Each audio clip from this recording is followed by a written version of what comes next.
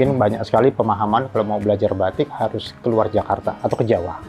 Nah, ini yang makanya kami di Rumah Batik Palbatu lebih mengutamakan tentang edukasi selain produksi batiknya pasti. Makanya kami juga punya kelas-kelas khusus untuk teman-teman disabilitas. Kurang lebih 2-3 bulan untuk belajar mereka, dan itu menjadikan pelajaran yang gratis dengan kita sebutnya beasiswa membatik untuk disabilitas. Dan 2019 baru kita terapkan juga kepada teman-teman pejuang kanker.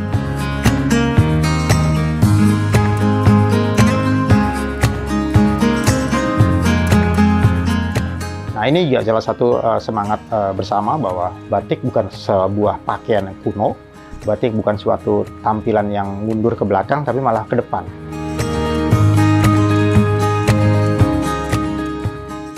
Ya, Rumah Batik di awal kali ingin tetap berperan terhadap pelestarian batik. Rumah Batik ingin hadir sebagai salah satu wisata edukasi batik di Jakarta, karena memang banyak sekali ternyata teman-teman atau anak-anak muda yang ingin belajar batik, tapi terkendala karena tempat belajarnya. Mungkin banyak sekali pemahaman kalau mau belajar batik harus keluar Jakarta atau ke Jawa. Nah, ini yang makanya kami di Rumah Batik Palbatu lebih mengutamakan tentang edukasi selain produksi batiknya pasti. Nah, kami di 2013 mendirikan namanya Rumah Batik, tapi sebelumnya di 2011 kami membangun namanya Kampung Batik Palbatu. Nah, berjalan 3 tahun ternyata tidak berkembang karena kurangnya dukungan, sehingga saya dan teman-teman founder merasa lebih baik yuk kita buat namanya Rumah Batik Palbatu saja. Agar apa? Agar tidak salah paham bila ada yang tahu bahwa ini kampung batik, tapi tuh nggak banyak yang pembatiknya. Nah, saya dan teman-teman akhirnya sepakat kita bikin saja namanya Rumah Batik Palbatu. Tapi misi dan tujuannya tetap sama, mengedukasi. Mengedukasi siapa? Warga Jakarta secara khusus, mungkin warga Indonesia secara umumnya, atau lebih luas lagi dunia. Kalau kesulitan udah pasti ya, karena memang kami bergerak bersama teman-teman saja, belum adanya dukungan dari pemerintah, sehingga kami merasa perlu geraknya lebih cepat. Artinya ketertinggalan kita yang sudah cukup panjang ini tentang batik, bahwa Jakarta sebagai ibu kota terutama, kenapa nggak punya wilayah yang berbasiskan budaya, khususnya batik. Nah, di awal kali itulah makanya kami merasa, ayo sasaran kita pertajam lagi, yaitu kan anak muda. Karena generasi muda lah yang harus melanjutkan. Kami mengajarkan membatik, prosesnya ya terutama, dengan cara yang lebih mudah lagi. Artinya lebih mudah, tidak terlalu diatur terlalu banyak pakem atau aturan-aturannya. Tapi bukan berarti kita menghilangkan beberapa pengertian tentang batik. Yaitu apa? Kita membuat motif menggunakan malam yang dipanaskan tetap. Kita tetap menggunakan canting tulis atau canting cap. Itu tetap harus kita gunakan. Dan kalaupun ada material lain atau alat lain, itu sebagai bagian daripada membuat anak muda lebih mencintai batik, lebih mudah. Tidak terlalu, maaf ya, kalau membuat motif batik, khususnya buat anak muda, terus tapi motifnya seperti yang ada di Jawa, mungkin mereka akan menyerah. Iya, dan dia akan nggak ada rasa bisa menerima bahwa targetnya terlalu berat. Nah, kami di Jakarta, khususnya di Palbatu ini, mengundang beberapa anak muda, ayo kita sama-sama belajar membuat motif sendiri, belajar menciptakan karakter sendiri, belajar juga berkarya. Artinya apa? Biar mereka mencintainya perlahan. Tapi pasti akhirnya akan bertanya, yang klasik kayak apa motifnya? Nah, itu kedepannya seperti itu sih. Ya, kalau batik itu yang penting prosesnya dulu ya. Pengertian batik adalah sebuah proses membuat motif di atas kain dengan menggunakan perintang tekniknya, yaitu menggunakan malam yang dipanaskan. Dan kita menggunakan alat untuk merintanginya, yaitu canting tulis atau canting cap. Nah, kedua alat itu pun bisa dikombinasi, yaitu canting tulis dan canting cap bisa dipakai. Nah, ini yang harus kita sampaikan kepada anak muda. Yang penting prosesnya itu dilakukan, tapi tidak serumit dulu. Artinya tidak semua satu muka bagian kain itu dengan proses-proses seperti itu. Kalau dilihat dari perkembangan waktunya, kita anggap pandemi kita hitung ya. Tapi dari setelah pandemi dianggap selesai, beberapa lingkungan sudah membebaskan untuk berkunjung atau datang. Sangat antusias sekalian anak muda, dan saya juga bersyukur ada beberapa komunitas yang mungkin mengangkat tentang bagaimana seorang teman-teman itu berkain, anak-anak muda berkain yang mencintai kain. Ada juga beberapa teman-teman yang memang menjadikan kain batik atau baju batik menjadi keseharian. Nah, ini juga salah satu semangat bersama bahwa batik bukan sebuah pakaian yang kuno, batik bukan suatu tampilan yang mundur ke belakang, tapi malah ke depan. Nah, kenapa dia menggabungkan atau memvariasikan dengan material lain? bisa mau pakai jas kayak mau pakai apa kayak, ya prinsipnya mereka malah merasa berbeda. Nah ini yang menjadi menarik, dan banyaknya tamu yang datang ke tempat kami, itu di Rumah Batik Pal Batu ini juga menjadi salah satu ukuran kami ya, bahwa oh ternyata masih banyak yang belajar. Yang belajar juga nggak cuma yang maaf hanya sekedar pengen tahu, tapi karena dia mungkin maaf kuliah di luar, tapi harus punya bekal tentang budaya kita, yaitu salah satunya batik, dia bawa bekal ilmu batiknya ke sana. Atau bahkan ada yang pengen usaha, anak muda pengen usaha batik, pengen tahu seperti apa prosesnya, ya kami bantu malah. Kalau syukur-syukur dia benar-benar bisa buka, dan beberapa teman-teman muda sudah mulai begitu, sudah buka usaha jualan batik yang asli, bukan yang printing, sehingga mereka merasa punya tanggung jawab bersama bahwa yang dia jual benar-benar yang asli batiknya. Di awalnya kami dulu kita sebut kampung batik ya, di 2011 kami tidak ada pembatik satupun. Jadi kami membangun sebuah kawasan yang tanpa ada pembatik, makanya kami belajar semua. Saya termasuk belajar. Nah, 2011 sampai 2013 saatnya kita selesai belajar, tapi bukan berarti berhenti. Tapi kita balik lagi kepada bagaimana kita mengundang sebanyak mungkin orang untuk belajar di sini. Jadi kita belajar sambil mengajar, sambil memberikan apa yang sudah kita tahu sehingga kita bisa tularkan. Nah, di awal kali itu sehingga warga sini maupun warga dari luar Pal Batu yang berkunjung atau bahkan dari luar negeri, banyak yang berhadir ke sini untuk belajar atau mengenal proses membatiknya. Nah, ini menjadi menarik, apalagi di tahun 2017 kami sudah melibatkan dengan teman-teman disabilitas. Di Hari Batik 2 Oktober 2017 kami undang mereka untuk mencoba membuat karya sendiri, membatik, ternyata mereka antusias. Makanya kami juga punya kelas-kelas khusus untuk teman-teman disabilitas. Kurang lebih 2-3 bulan untuk belajar mereka, dan itu menjadikan pelajaran yang gratis, dengan kita sebutnya beasiswa membatik untuk disabilitas, dan 2019 baru kita terapkan juga kepada teman-teman pejuang kanker.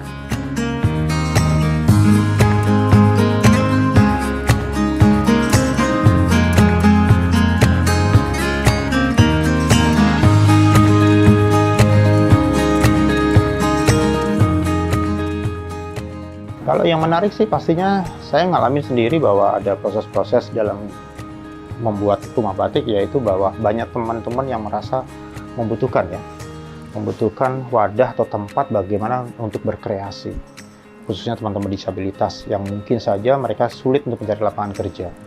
Mereka butuh tempat untuk dia berkarya, mereka butuh tempat untuk menciptakan ekonomi, mereka butuh tempat untuk bersosialisasi, mereka butuh tempat untuk pengakuan harga dirinya juga harus ditingkatkan, dan mereka butuh tempat untuk kesetaraan, itu salah satunya. Dan teman-teman pejuang kanker adalah salah satu, selain tadi saya sudah singgung, yaitu terapi, mereka membangun rasa percaya diri. Dan sekaligus merasa sehat di saat mereka membatik. Batik punya peran sosial. Batik punya peran untuk banyak pihak. Batik punya makna untuk banyak pihak. Batik bisa jadi menemukan sebuah orang-orang khusus yang akhirnya bisa menciptakan karya-karya khusus juga. Nah, ini menjadi bagian positif buat saya di Rumah Batik. Kenapa saya harus terus ada? Karena saya banyak dikunjungi, didatangi beberapa teman-teman yang unik, yang merasa, wah butuh sekali tempat seperti ini.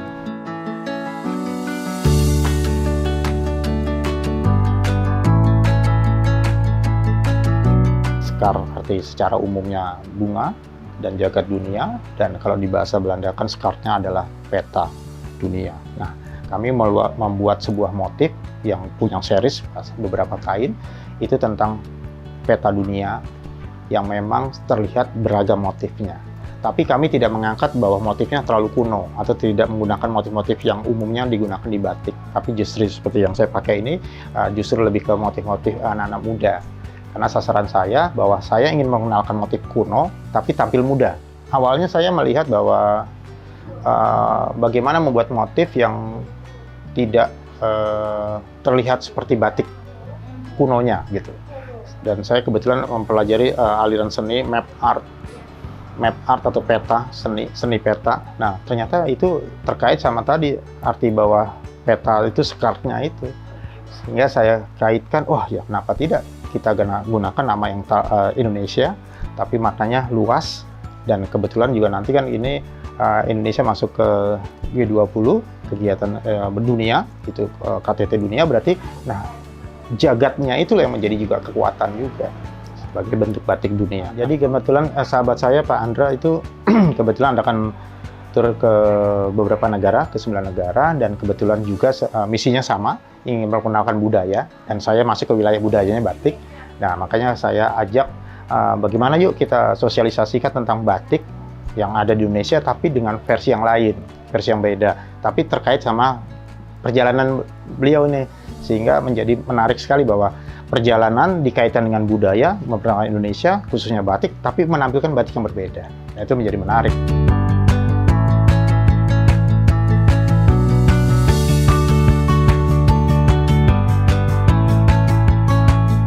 Oke, konsep dari Ride for Friendship sendiri adalah memperkenalkan budaya, seni budaya, ekonomi kreatif.